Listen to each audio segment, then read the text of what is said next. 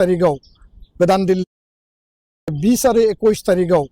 गोदान दिल्लीयाव जों कन्स्टिटिउसन क्लाबाव जों सेमिनार लादों 10टा सिख सेडुलनि लिडारफोरखौ जों लेंहरगोन आरो लोगोसे 21 तारिखआव जन्तर मन्तराव धरना लादों बे गासै हाबाफारिफोराव जोंनि माहारियारि आफाद गौथुमफोरनि मदद जोंहा हास्थायदों रायजो राजानि मदद हास्थायदों आरो बे जाफुङोब्ला बिटिसि बिटिआर बे सिख सेडुला मोर एम्पावर्ड जागोन बर' कसारि काउन्सिला पलिटिकेलि एम्पावर्ड जागोन कार्बि आंलंनि एसटि हिला जायोबा बर' हारिया पलिटिकेलि कन्स्टिटिउसनेलि बिथांमोना सिकिउर जागोन आरो बे मोनथाम दाबियाबो बड'फानि दाबिमोन आलादा रायजो बिनि आधाराव दिनै सिख सेडुल जों मोनबाय सिख सेडुलनि सिमाखौ बारायनांगौ कन्स्टिटिउसनेल क्षमताखौ बारायनांगौ आरो नीलाचलनि जायगायाव बर' कसारि काउन्सिल जाबाय कार्बि आंलंनि एसटि हिलनि मेटारा दाबो दङ दा 20 आरो 21 तारिखआव गोदान दिल्लीयाव जों कन्स्टिटिउसन क्लाबाव जों सेमिनार लादों 10टा सिख सेडुलनि लिडारफोरखौ जों लेंहरगोन आरो लोगोसे 21 तारिखआव जन्तर मन्तराव धरना लादों बे गासै हाबाफारिफोराव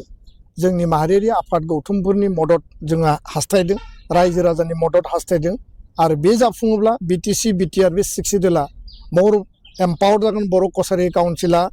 पलिटिकेलि एम्पावर्ड जागोन कार्बि आंलंनि एसटि हिला जायोबा बर' हारिया पलिटिकेलि कन्स्टिटिउसनेलि बिथांमोना सिकिउर जागोन आरो बे मोनथाम दाबियाबो बड'फानि दाबिमोन आलादा रायजो बिनि आधाराव दिनै सिख सेडुल जों मोनबाय सिख सेडुलनि सिमाखौ बारायनांगौ कन्स्टिटिउसनेल क्षमताखौ बारायनांगौ आरो नीलाचलनि जायगायाव बर' कसारि काउन्सिल जाबाय कार्बि आंलंनि एसटि हिलनि मेटारा दाबो दङ दा 20 आरो 21 तारिखआव गोदान दिल्लीयाव जों कन्स्टिटिउसन क्लाबाव जों सेमिनार लादों 10टा सिख सेडुलनि लिडारफोरखौ जों लेंहरगोन आरो लोगोसे 6 জনগোষ্ঠী মৰাণ মটক কোচ ৰাজবংশী চুতীয়া আহোম আৰু আদিবাসী চাহ জনগোষ্ঠী এই 6টা জনগোষ্ঠীকো অতি সোনকালে জনজাতিকৰণ কৰাৰ ব্যৱস্থা কৰিব লাগে তেওঁলোককো অতি সোনকালে মানে আপোনাৰ স্বায়ত্ত শাসন দিয়াৰ ব্যৱস্থা কাউন্সিলবিলাক দিয়াৰ ব্যৱস্থা গ্ৰহণ কৰিব লাগে আৰু লগতে কলিতা জাতি আৰু নাথযোগীয়ে জনজাতিকৰণৰ যি প্ৰশ্ন উত্থাপন কৰি আছে সেই প্ৰশ্নকো ভাৰত চৰকাৰে বিবেচনা কৰি অসমক অতি সোনকালে জনজাতি ৰাজ্যৰূপে ঘোষণা কৰাৰ ব্যৱস্থা কৰিব লাগে মই ভাবোঁ যে ভাৰতবৰ্ষৰ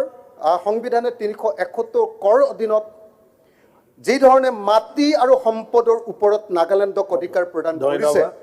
ঠিক তেনেকৈ আমাৰ অসমখনকো জনজাতি ৰাজ্য ঘোষণা কৰি 370A1A অধীনত অধিকাৰ প্ৰদান কৰিব লাগে স্যাৰ মোৰ সময় আছে অকমান আৰু মই আৰু অকণ কম স্যাৰ 3 মিনিট হৈ গ'ল এতিয়া স্যাৰ ইয়াত যিটো আনিছে ইয়াত যিটো প্ৰভিজন আনিছে স্যাৰ সংশোধনীৰ কাৰণে মই এটা বাক্য পাঠ কৰি আধা বাক্য পাঠ কৰি দিলে কথাটো ওলাই এইটো প্ৰস্তাৱ আহিলে হয় এতিয়া আমি দেখিছো যে ইয়াত যিটো আনিছে ইয়াত কৈছে যে হি মে এজিউম টু হিমসেল্ফ গভৰ্ণৰে কি কৰিব পাৰিব himself all and any other powers and functions of the General Council and the Executive Council and appoint such person or interim committee or any authority as he may specify who shall exercise the power. দুটা বস্তু কৈছে এক number কৈছে যে আপোনাৰ গভৰ্ণৰৰ হাতলৈ ক্ষমতা যাব আৰু গভৰ্ণৰে কাৰবাক দিব পাৰিব মই ভাবো যে এটো স্পেসিফাই কৰি দিব লাগে যিখন মানে ইলেক্টেড কমিটি আছে তেওঁলোককে এটা ইন্টাৰিয়াম পিৰিয়ডৰ কাৰণে তেওঁলোককে সেই ক্ষমতাটো দিব লাগে তাত গভৰ্ণৰ বা অন্য কোনোবা মানুহ বা কোনোবা অফিচাৰক যাতে হেতু ক্ষমতা প্ৰদান কৰা নহয় তেতিয়া হলে এটো আনডেমক্ৰেটিক হ'ব গতিকে মই ভাবো যে এই যিখন ইলেক্টেড কমিটি তেওঁলোককে 6 মাহৰ কাৰণে হেতু স্পেসিফাই কৰি দিব লাগে বা এবছৰৰ কাৰণে ম্যাক্সিমাম হেতু কৰিব পাৰিব কিন্তু তাতকে বেছি কৰাটো কেতিয়াও উচিত নহব আৰু আকৌ যাতে ইলেকশ্যনৰ প্ৰভিজনটো আহি যায় তাৰ কাৰণে নহলে আজিৰ দিনটোত আজি ডক্টৰ অনুজ পেগুহাটৰ যিসকলে কাউন্সিল চলাই আছে তেখেতসকল বিজেপিৰ লগত আছে কাৰণে সুবিধা হৈছে কাইলে কিন্তু যেতিয়া কথাটো উল্টা পুল্টা হৈ যাব তেতিয়া কিন্তু একদম উল্টা হৈ যাব আকৌ গণ্ডগোল একদম ডাঙৰ গণ্ডগোল হৈ যাব আকৌ ঠিক আছে যেতিয়া চৰকাৰ বেলেগ আহিব তেতিয়া কিন্তু তেওঁলোকে চুবলৈকে নাপাব শাসন তেতিয়া হয় বুৰক্ৰেটে সেই ৰুলিং পাৰ্টি অখিল গগৈ হৈছে